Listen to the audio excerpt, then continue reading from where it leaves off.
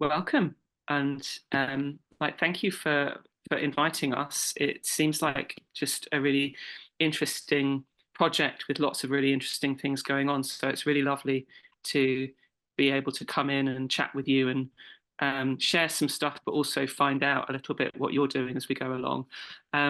So we're just I'll introduce myself and Nadine will introduce herself, and we'll say a few bits and pieces about what we're going to be doing in the session.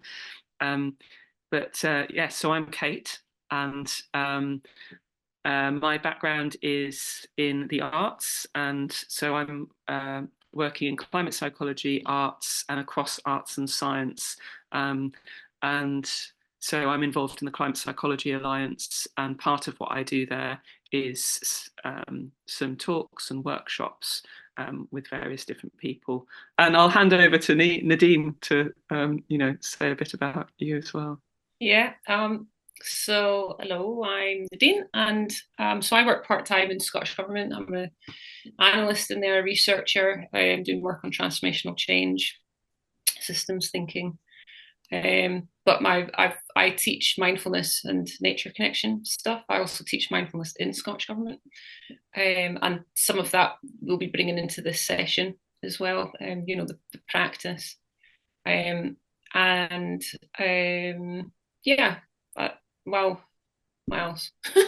I did a PhD, which was in the sort of the psychology of pro environmental behaviour, and that kind of got me into the Climate Psychology Alliance. So that was 12 years ago or something like that. So some of the material that we're going to be, or that I'm going to be talking about anyway, and is also sort of coming out of that. The research which I did back then and the practice around it. So I'm looking forward to having interesting conversations with you. Yeah. So just to say a couple of things about, I know we sent around a bit of information about the Climate Psychology Alliance, and we will say a couple of words at the end as well. But just to kind of give you a sense of what that organisation is, so where we're coming from in terms of our work with them and what that's about. The Climate Psychology Alliance really has a number of different areas that we're focusing on. And so some of this is around, for example, psychotherapeutic support for people who are affected by the climate crisis. And so there's a number of therapists that offer that. We have a directory, but also a variety of different kinds of support. So support for young people, support for parents, support for activists, and the kind of work we're doing now, where we'll do a workshop with groups of people who are working in this area to kind of open up ideas and provide support in that sense. Also, the kind of research side of it, which you're kind of picking up from Nadine introducing herself as well, is there's quite a number of members who've done a lot of really interesting both empirical research and kind of more analytical research around the area. And so when we're doing a lot of the support frameworks we use are informed by that research. So there's a range of different areas that we're working in. And fundamentally, it's about looking at what are the emotional, the social, the mental processes that are going on as part of our relationship with where we are in the kind of ecological and climate crisis at the moment. So what can we understand about our responses, about our processes, and how can we use that understanding to do what we can from where we are, really, which is what we're all trying to do. So I am going to hand to Nadine. Yeah, let's just do a little check-in. So this is just so what we're attempting to do in with this whole workshop is to be kind of modeling the stuff that we're talking about. But hopefully that will be obvious, and if it's not, we might be explicit about it at particular points. So because what we're talking, the focus of this session is around having challenging conversations. So we want to be checking in with ourselves. And so how are we in any particular moment? Because what we are bringing to that obviously influences what is happening in that conversation. So I'm just going to invite you to just put it in the chat. It's an invitation. You don't have to do it if you don't want to, but the invitation is just to write one or two words for how you're feeling right now in this moment. And whatever it is okay. There's no judgment. It's just about recognizing and naming whatever it is that's present for you. And that's both a mindfulness practice. It's a way to sort of bring awareness of what's going on within us, but it's also quite handy for me and Kate to just have a sense of kind of what's in the room, as it were, because obviously online is quite different in person. We can't pick up some of the stuff that we would if we were sitting in a room with you. So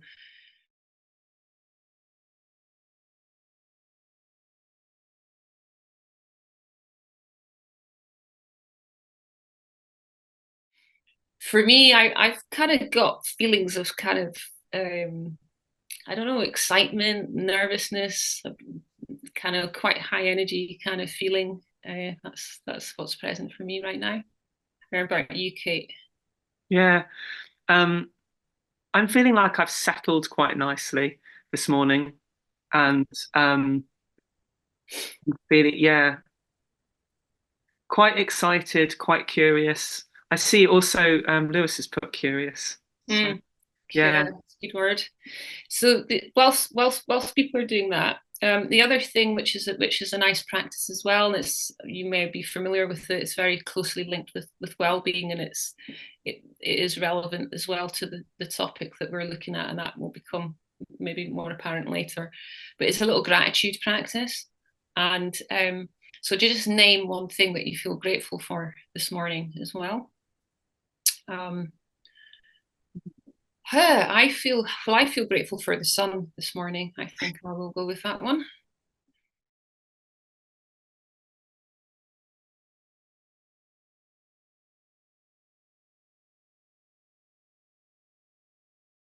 So that's just a little thing to sort of to get us a bit tuned in with ourselves. And thank you for that. So I just wanted to kind of just say a couple of words about what our aims are. And also for you, obviously, I've written down some specific things that we're covering, but also for you to think about what your aims might be in coming to this as well. And I won't ask you to put them in the chat, but just to have that in mind, really, as we're going forward, what you might want to do with the material that we're bringing to this.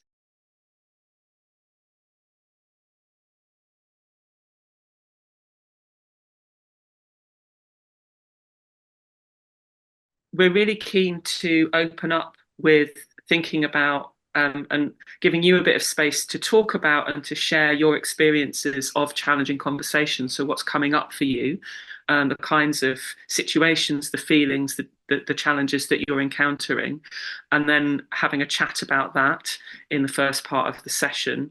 And then we're going to look at some work that I think, hopefully, having seen a couple of the comments that you've sent in about some of the challenges that you're facing, will be really useful in terms of what Nadine said about really recognizing what's going on in ourselves, working out where we are so we can be in a better position to kind of work with other people in challenging conversations and situations. And we are going to look a little bit at some specific tools, some specific strategies, and be asking you to kind of be thinking about what might be useful in your context, because not everything will be useful for everyone and not everything will be useful for every context. So just to get you to think a bit about, well, what can I take forward and how, and what can we take forward together? So that's the basic shape of where we're going. In terms of just that kind of setting the scene around communications, obviously this is one of those moments where we're doing and we're thinking about how we do it in relation to our own practices of conversation as well. This is suggested frameworks for conversation, which I've used in other contexts, and you might already have some that you're using, I think, in your own practices, and I'm very interested if you have anything you want to add to this. But a really strong focus on listening and curiosity. So I like curiosity coming up, and being interested in what other people are saying. And not trying to kind of impose views in the situation, but to open space for a variety of different views. And also, in this particular instance, because we're quite a small group, it will be quite easy for us to be mindful of how much space we're taking up, because we're not going to be in that position where we've perhaps got 15 people and we're looking at how can we make sure everyone is heard. But at the same time, still having that sense of awareness of opening spaces for others and not interrupting. I'm really bad at that. I'm gonna admit from the beginning that's something that I'm always working on. The other thing is really that all emotions are welcome, and this is something that sometimes stuff comes up when we talk about difficult conversations, when we talk about the climate crisis, when we talk about our relationship with nature, with the kind of ecological crisis. And if emotions come up that are unexpected, then that's absolutely fine. And just really to be welcoming and accepting of what there is there, because it's so important that we're not like pushing stuff away and thinking this isn't appropriate. So all emotions are welcome. In terms of confidentiality, obviously we're going to be turning off the recording when people are speaking, and when we're sharing in the group, just to be aware that if people share stuff that's personal, that's in this moment here today, and that we won't be taking that out beyond today. And obviously you might want to talk about your experiences and your thinking, but just to be aware of other people's privacy if people are sharing stuff that they found difficult. And in that theme, the ouch and the woe. So the ouch, have you guys come across the ouch before? No. It's really a way of giving a small framework for naming when something has caused pain or hurt you in a situation, like particularly these kinds of group situations, group discussions, that it's very, very easy for someone to say something without understanding someone else's experience or identity and not realizing that they might be causing hurt. And so it's a way to make it easy for people to say, oh, I'm actually feeling a bit like of hurt, and that's affected me, and I need to raise it. And that we can give it a little bit of space and have a moment in order to kind of process that if we need it. So it's just an easy way of saying, actually, I don't feel comfortable, or something's kind of caused me some pain in something someone said. The woe is particularly useful if me and Nadine get carried away and start speaking too quickly or saying something without a full explanation, and you just want to go, whoa, can you say that again? Or if something comes up that you just think, well, that doesn't quite make sense in relation to this. So it's a way of us giving you permission to say, hey, can you just stop a sec? There's something that I'm not with you, or I don't quite get this, or I'm not feeling comfortable with that. Just to say you can do that. So that's a few of the kinds of frameworks for communication. Yeah, so what we thought we would do now is to get you into pairs. So what our thinking is here is that you can both take turns to say something, anything that you want to about your experience of having challenging conversations in the context of the work that you're here representing, and what feelings come up for you in those situations.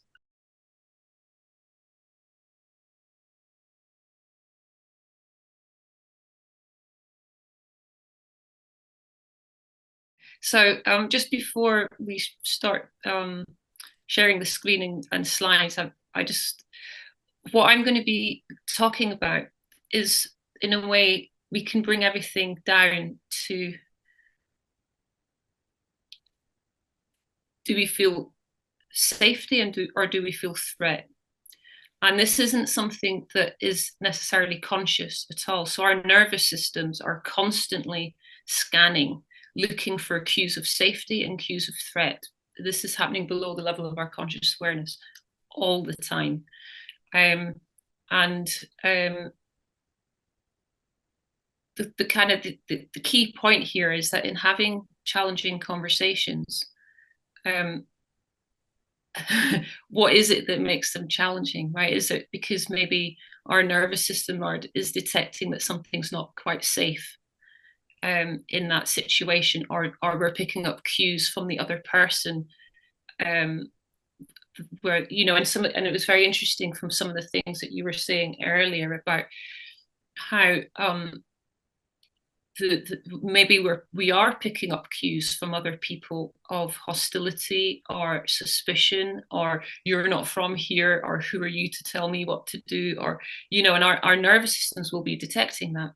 It can also be that our nervous systems might be detecting things, cues of danger, when actually there aren't any, and the situation is actually safe, but for various reasons our nervous system is detecting that as threat. So what I'm going to go into is a bit of theory around this, because what we've discovered and what I've learned, and both through the teaching that I do and the practices that I do in my research, is that having some understanding about how the physiology of this in our bodies, how our nervous systems actually react to things, is hugely useful for how we then manage these situations in a conscious way. So that's just a little bit of setting things up. So the first slide, when Kate shares the screen, is going to be around signs of stress, because what happens when our nervous systems detects threat is that we have responses, right? There's threat responses that happen in the body, and it's not to kind of go into the detail of this, but just to show that there's lots of different kind of physical, emotional, cognitive kind of ways that our bodies will respond to this feeling of threat. And then there'll be certain behaviors as well that then manifest. And for many of us, this will show up in kind of our breathing. So we'll tend to sort of breathe much, much faster, shallower, heart rate increases, and so on. So next slide, please. So I just want to say, so this slide was really about because we're this session that we're doing, although it's about difficult conversations, it's in the context of climate change and ecological crisis, and so I wanted to just say something about how we perceive, all of us humans will be perceiving climate change as a threat, consciously and unconsciously, and that's part of the mix, as well as the other kind of dimensions that our nervous systems might be detecting threat in the ways that you just talked about. So these things are kind of all mashed up together, and it's not that easy to sort of separate them apart and say, oh, this is now a thing about climate change that I'm feeling threatened by, or oh, this is a thing about a particular group or a particular person. It will all be kind of in the mix somewhere, and it's not, you know, you can't really separate that stuff out. So having said all of that, climate change and ecological crisis, you know, collapsing ecosystems, poses profound psychological threat to us in ways that we might not be consciously aware. Also poses physical threat, of course, in that kind of existential way, in terms of just the impacts of climate change, the threat to life, the threat to health and well-being.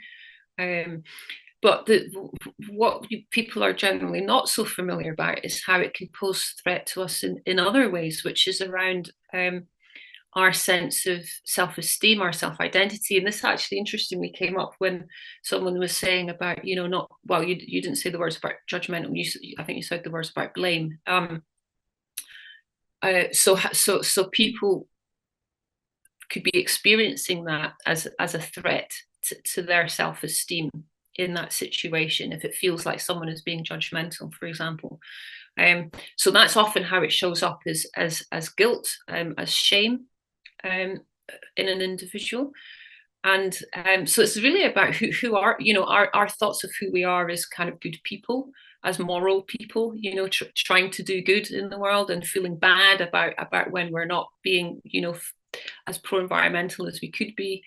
And also the threat that it poses to, you know, the future that we thought we were going to have, the types of society that we thought we were going to live in, the livelihoods, the communities, what our children's lives were going to be like, hugely threatening in those ways as well. So it's useful to just bear this in mind.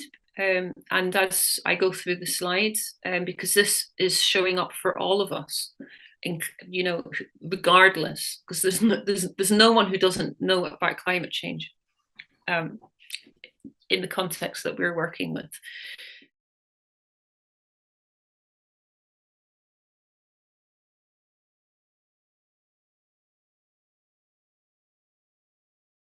So when what happens when our nervous system is detecting threat is then there's a whole set of processes starts going into play, and this is just part of normal human functioning. So often, you know, we as I said, there'll be stress responses in the body. Often feelings of anxiety might accompany that, but not necessarily. And then what kind of automatically kicks in are the various defenses and coping strategies. And because for our body, it doesn't want to be in a state of stress for very long, because it's very exhausting for the body physically and psychologically, which is why chronic stress leads to so many health problems. So what the body wants to do is to try and get back to kind of normal functioning as soon as possible. And that's what these defenses and coping strategies are trying to do. So they've got good intentions in that way, right? It's to try and protect us and look after us. But those defenses and coping strategies have outcomes that may be beneficial for us in the short term. You know, they might make us feel better in the short term, but they can also be what we say is maladaptive. So things which are not appropriate to adjusting to whatever the reality of the situation is, and to motivating appropriate kinds of responses. So something might be personally adaptive because it's helping us cope with a feeling of threat in some way, but it's actually not adaptive in terms of the wider kind of ecological sense. And I'll explain that a little bit more shortly. And then, you know, there's certain contextual forces that affect all of this, because this is not just happening at an individual level. This is happening at a collective, a community level, a societal level. So there'll be certain, you know, there'll be ways that we become conditioned to perceiving certain types of threat and reacting to certain types of threat. There'll be certain defenses and coping strategies which are kind of acceptable at a societal level. So there are things, you know, which influence all of this. And then there's various factors as well that affect how effective these defenses and coping strategies are. Next slide, please. So in terms of the sort of maladaptive defenses, again, there's a lot of text here. It's not me. I'm going to put a link into a chapter in a book where we've written about this more, and you can kind of read around this if you're interested.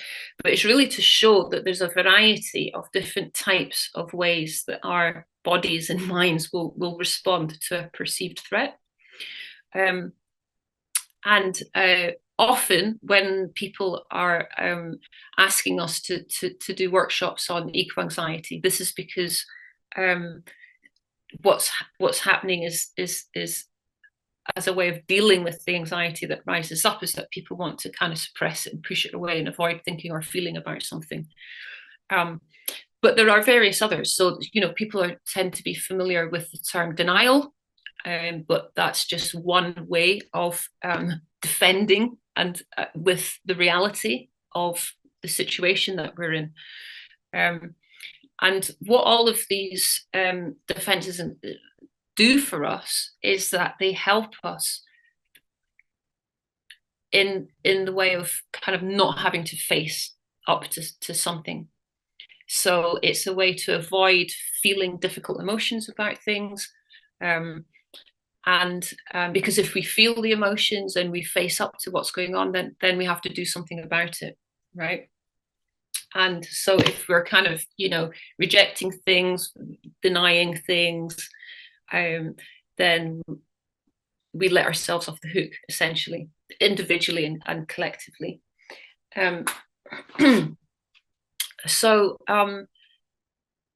we can see why all of us will be doing some of these to some extent at some time, because the climate ecological crisis is so profoundly threatening to all of us that it's impossible not to have some defenses against it, because we've never been in this situation before. So none of us are perfect, and all of us will be doing some of this some of the time. And we might have preferences towards some rather than others, and the people that you are talking to will also be having this going on. And I'll say a bit more about that shortly. So the next slide. So in terms of, there's a wee typo there. That should say adaptive defenses and coping. So this is when we are having a way of we've detected the nervous system has kind of detected some sort of threat, but we're finding a way to respond that's not just good for us, but it also helps us to respond in a way that's going to help towards positive action, really. And one of the kind of really key things there is around emotion regulation. So what do we do with the emotions that arise within us when we're thinking about climate change, or we're talking about climate change or related topics? And that's really what the focus is for the next 2 slides, because this is really key, is how do we deal with this in ourselves, and how do we help other people deal with it in themselves? Next slide, please. So you might be familiar with this already, the window of tolerance model, Dan Siegel. If not, then do Google it. There's a ton of resources up there. I've just put this up, not to go into massive detail about it, but just so you're sort of familiar with what it looks like. So what the window of tolerance describes, and what it attempts to explain, is kind of what's going on in our nervous system, okay?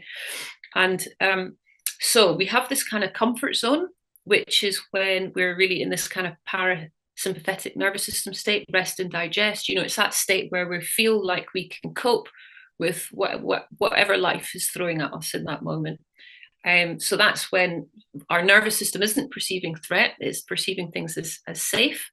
Maybe things are a challenge, but what the difference between a threat and a challenge is that the nervous system thinks that we've got the resources to cope with something, and then it's a challenge. If it thinks we don't have the resources to cope, it's a threat. Okay, so that's one way of making a distinction between threat and challenge.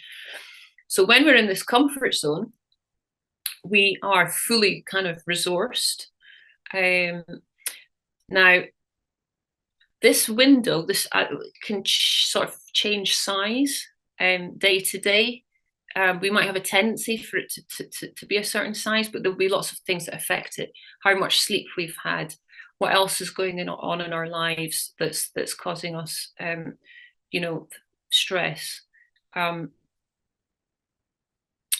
So you might find that some days you're better able to cope with something than you would on the other day. It's the exactly same situation, but the way that you feel about it is different. So that's something that's changed about your window of tolerance.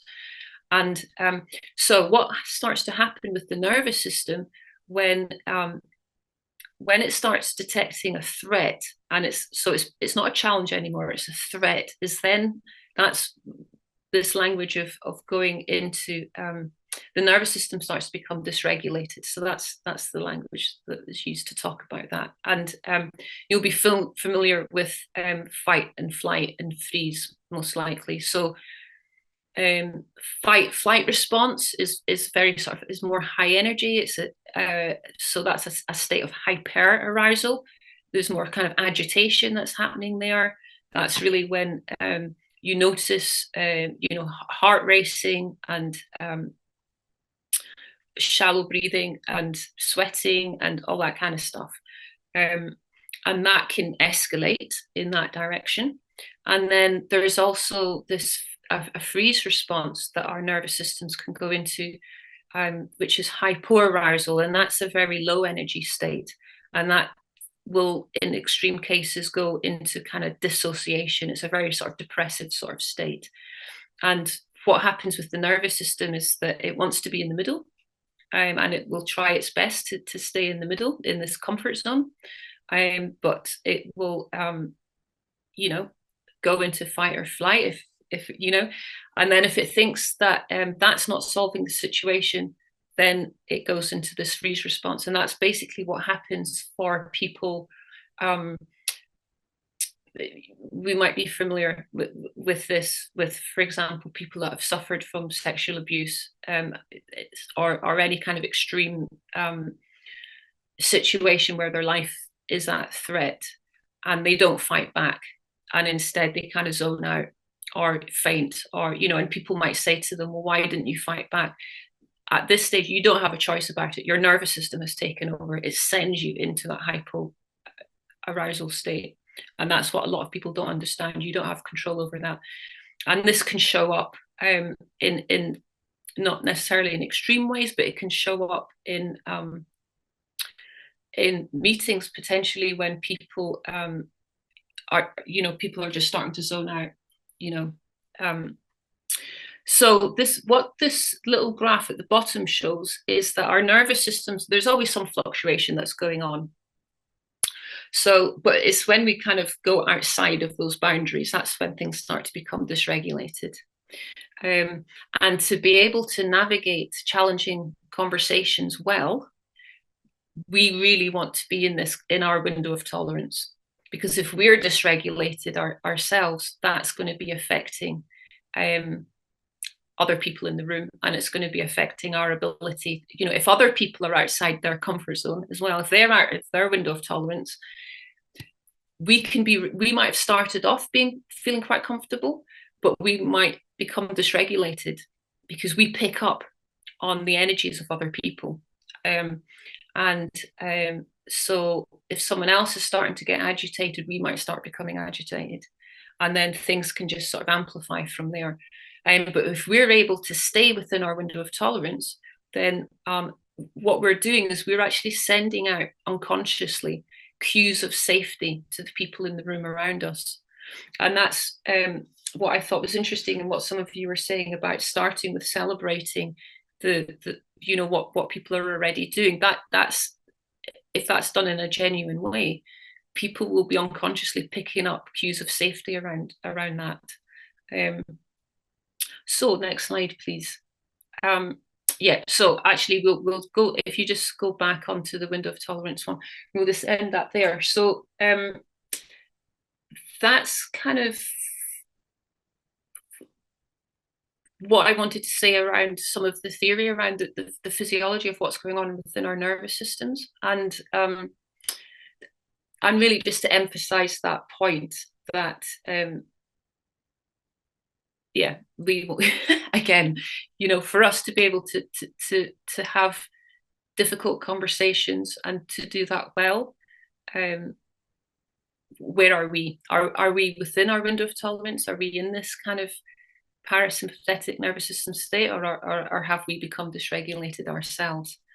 And then the signs of stress, the slide previous, we would start to notice that within ourselves. So we thought that we would like to just get you to reflect on the slides that you've just been shown. How is this familiar to you? Do you recognize this in yourself? Have you noticed for yourself in particular situations that your nervous system has reacted in particular ways that means that you are becoming a bit dysregulated?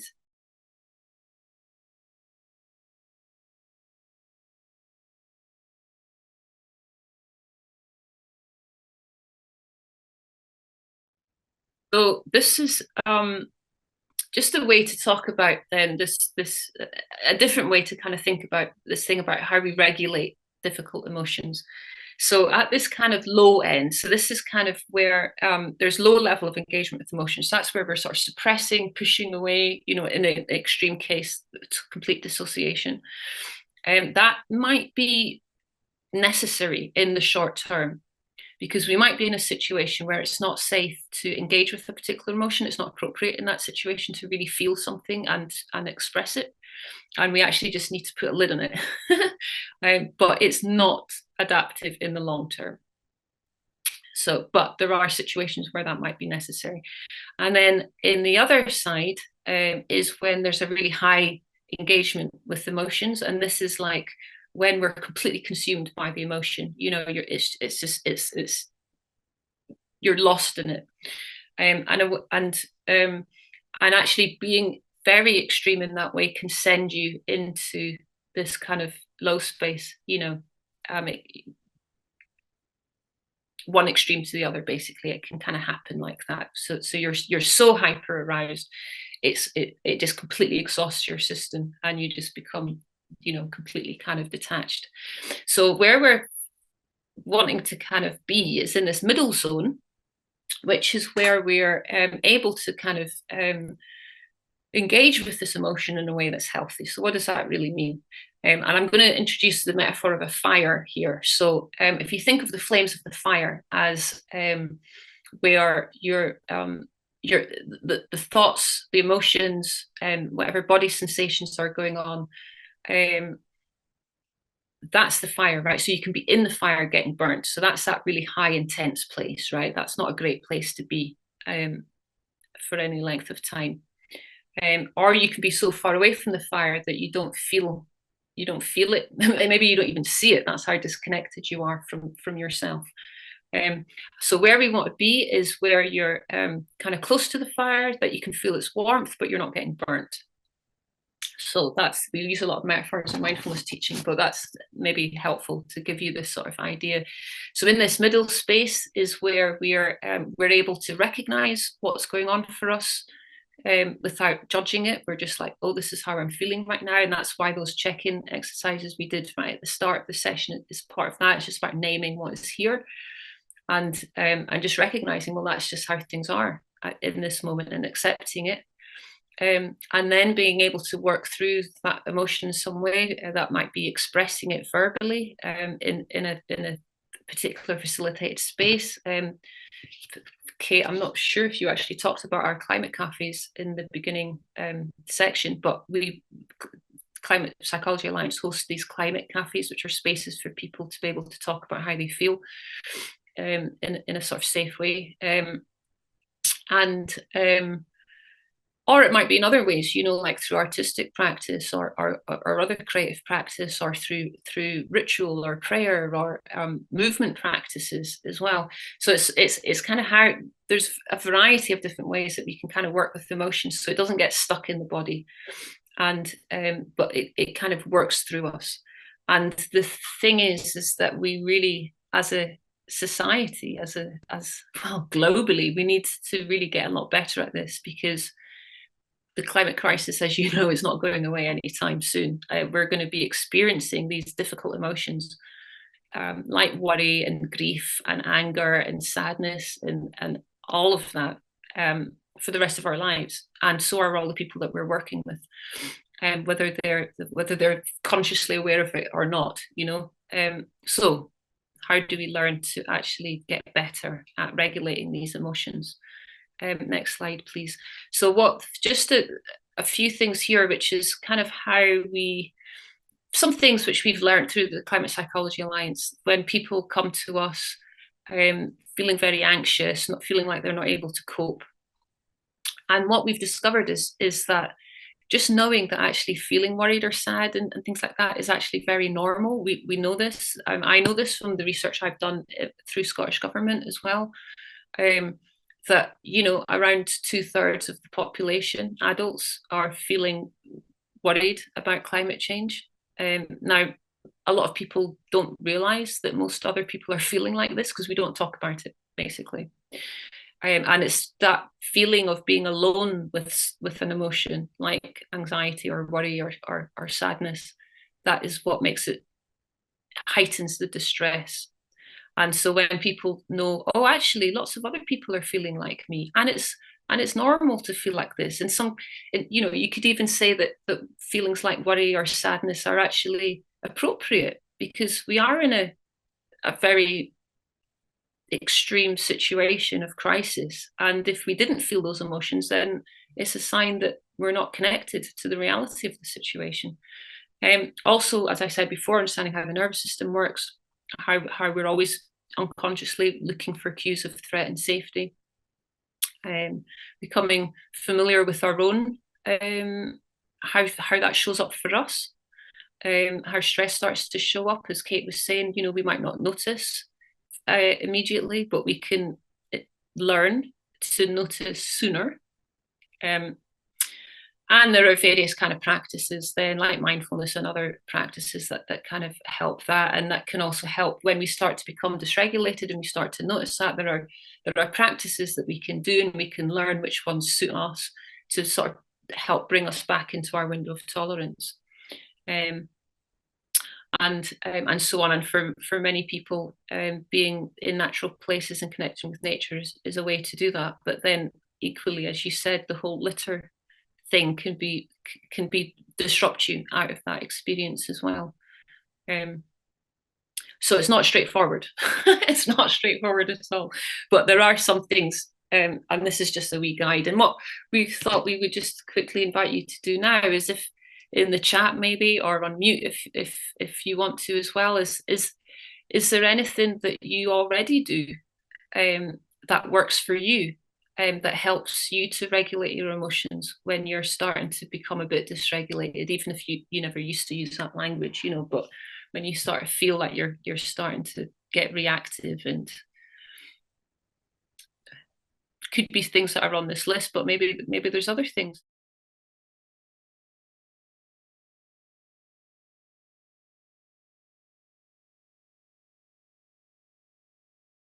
Just again, emphasize that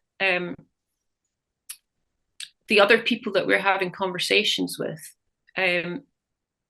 will be picking up on how we are, and you're picking up on how they are, below the level of conscious awareness.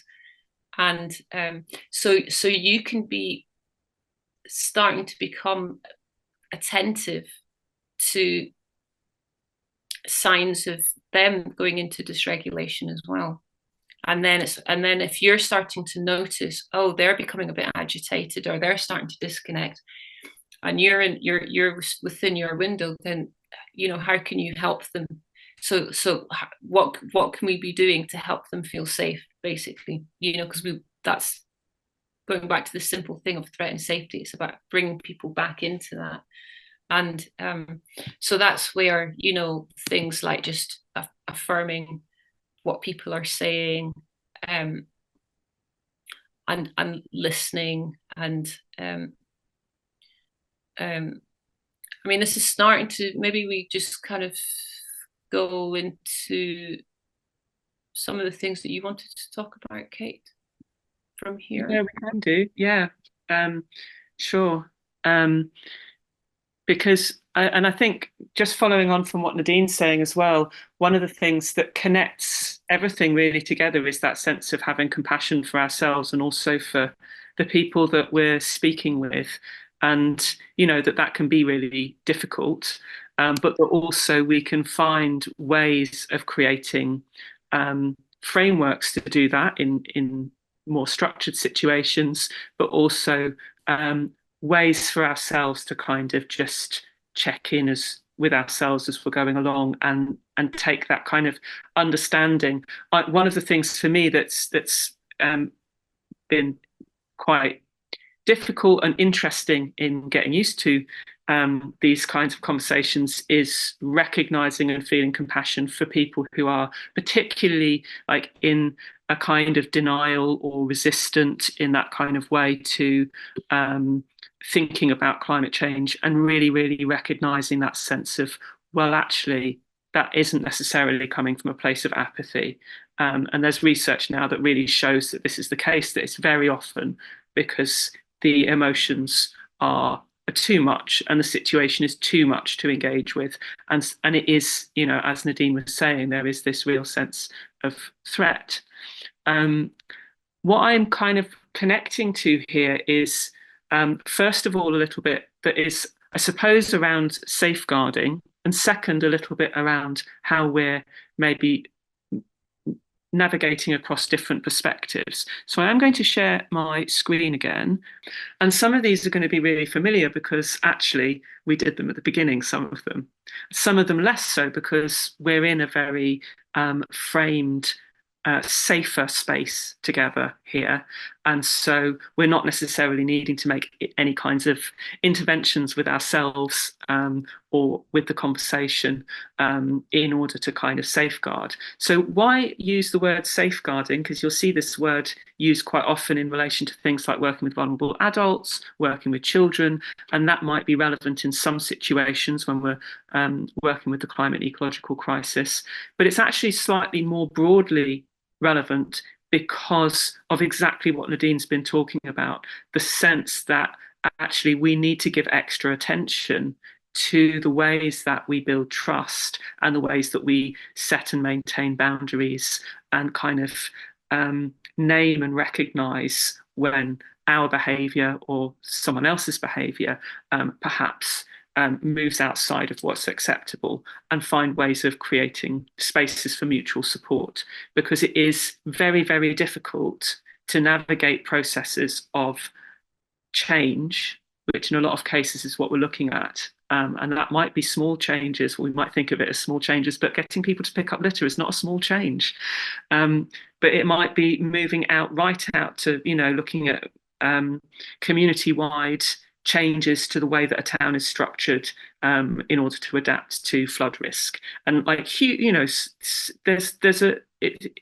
soon as we get into those, the conversations are going to become really, really challenging. So some of the ways that we might be thinking about this is the frameworks that we create around conversations. So, for example, we asked you at the beginning to go into pairs and to take it in turns to speak. Sometimes in certain situations, in order to create a more equitable space for speaking and listening, we might formalise that even more to ensure that marginalised voices are heard, to ensure that everyone's voices are heard, and that there is a kind of approach to active listening in relation to everyone's perspectives. So I've put in brackets there listening circle, but there are a lot of different ways that we might create and find frameworks that work for us that mean that the people we disagree with feel listened to. Because in the end, the listening with curiosity and really listening is going to be first what helps build trust with people, but also is going to help us understand their position in order to work better together. Because actually, where I'm going to go in a minute is about how we create frameworks and how we find common values with the people that we're working with in different ways. So that's something that's very helpful in a structured situation, is thinking about those kinds of facilitatory frameworks that we use, and some of the things like the ouch that we mentioned at the beginning, and having pre-agreements for things like a checking in and out. So we did a nice checking in and some thinking about gratitude at the beginning today. Sometimes it's also useful in a long project when you're working together for a period of time to check out as well about feelings. So this is something that I use in some of my projects. And it means that when something's come up, each person can actually express something and be listened to without expecting any solutions. So that's something it's just really worth thinking about. What are the ways that we're facilitating this, and how can we create spaces for between ourselves for debriefs, and with the communities more widely, depending on how we're working with different people, like the debrief or the kind of sharing that it's perhaps a more extended version of a checking out, a kind of where are we, what's going on here, what's the situation. When we get into the more unstructured spaces which were raised before, which is essentially a conversation comes up and you're not expecting it, and it becomes difficult. At that point, in a sense, having already thought about how you're going to deal with those conversations and discussing with other people who have similar experiences, as hopefully you're starting to do today, can give you some strategies to kind of have in your pocket, so that you know in your work this might come up and it might take you by surprise sometimes, but very small things like, for example, just saying, in whatever way feels most comfortable, can I just have a moment to think about that? Or you've taken me by surprise. I'm not sure how I feel about that, or I'm not sure what I want to say to that. And just giving yourself a moment sometimes to think can be really, really helpful. And it doesn't have to be this formalized thing. It's just about slowing things down slightly, and that can just make things a little bit easier, and kind of working out how can we move this into a position where it's not escalating and you've got time to calm your nervous system down, as Nadine was talking about, and get yourself into a position where you can think about, what are my aims in this conversation? So that's where I'm kind of going to move on, which is thinking about the aims of a conversation. So this is actually the third thing on this slide. And that's because sometimes we think that every conversation has to change how people behave, or has to change someone's perspective.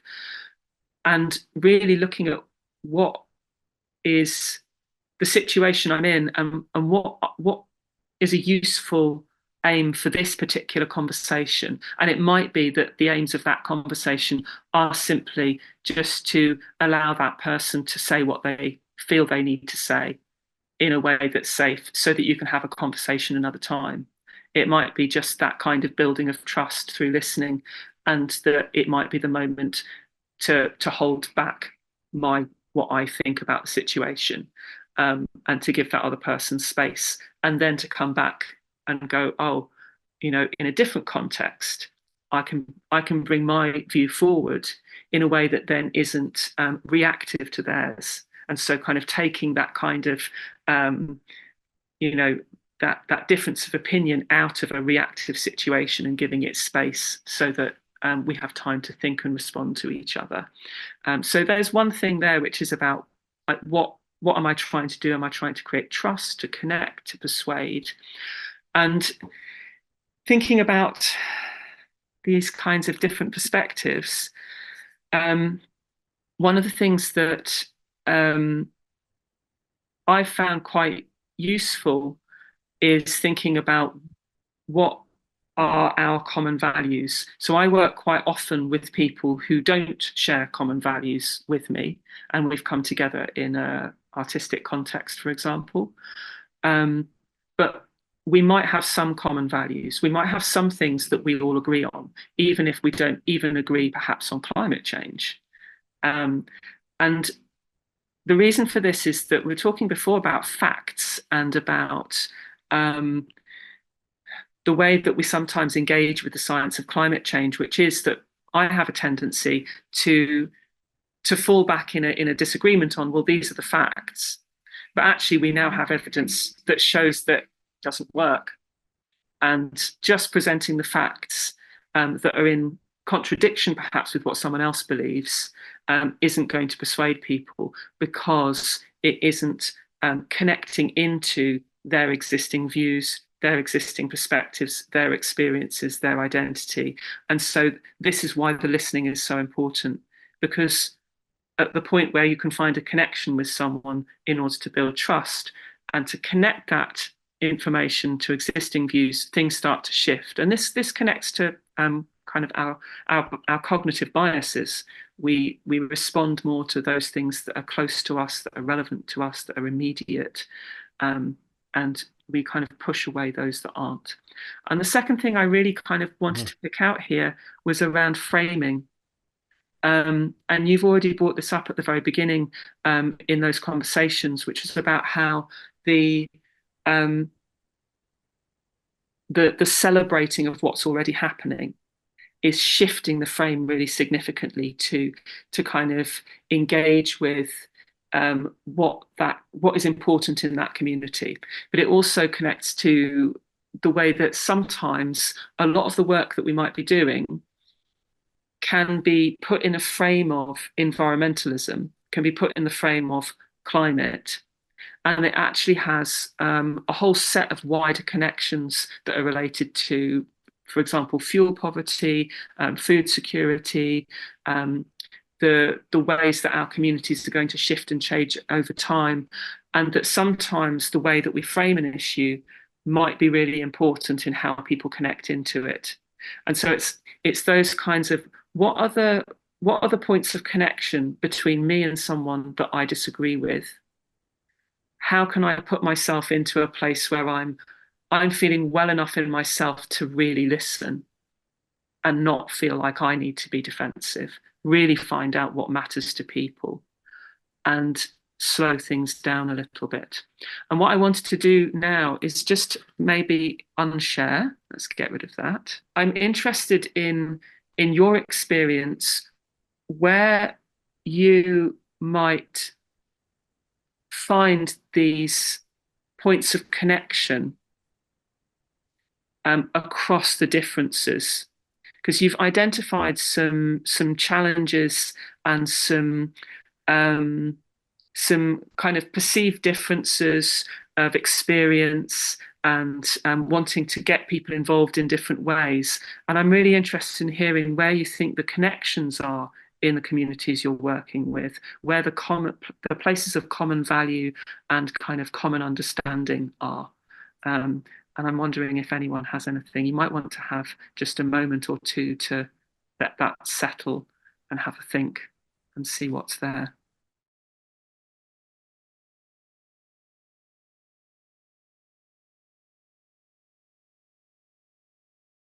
Thanks for watching the recording.